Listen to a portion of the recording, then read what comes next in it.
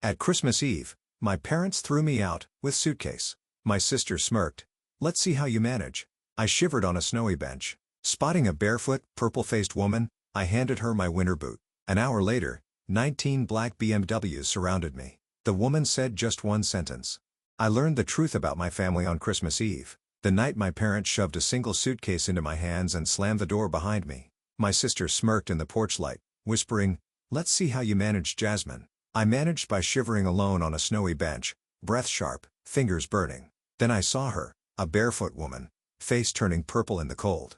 I gave her my winter boots without thinking.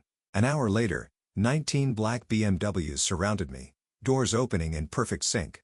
The same woman stepped out, and what she said rewired everything I thought I knew. My name is Jasmine, and for most of my life, I believed survival meant keeping quiet, working hard, and pretending the cracks in my family weren't widening beneath my feet. People saw the Hillsborough house, the glass staircase, the holiday cards staged like magazine spreads and assumed we were lucky. But luck is a fragile thing when you're raised in a home where love is conditional and appearances are scripture. Growing up, I learned early that I was the daughter you glanced over. Talia sparkled. I was expected to applaud. She got the bigger birthday cakes, the louder praise, the unshakable certainty that she was the center of our world. I got the polite nods, the quiet reminders to be grateful. Even when I worked twice as hard, Gregory would tilt his head and say, "Try to match your sister's potential." Helen didn't correct him. She never did. So, I poured everything into my job at the ad agency.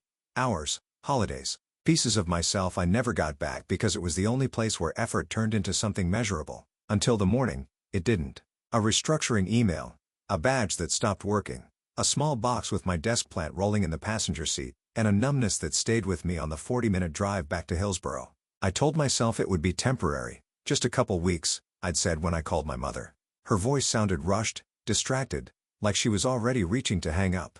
I should have heard the warning in that, but when you're used to being tolerated instead of welcomed, you cling to scraps. The house looked like a holiday commercial when I pulled into the driveway. Lights glowing, the kind of warmth you hope belongs to you. But the moment I stepped inside, the air shifted. Evan stood beside Talia with a hand on her waist like he'd been waiting for a front row seat. Gregory opened a bottle of champagne without looking my way. Helen adjusted the pearls at her neck like she needed something perfect to focus on. I told them I lost my job. Talia's eyebrows lifted, her phone subtly tilting toward me. "Again," she said loudly, making sure the caterers heard. That was the spark, but it wasn't the fire. Because beneath their rehearsed smiles, beneath Talia's glittering ring and Evan's smug nod, something was already in motion. Quiet, deliberate, and aimed straight at me.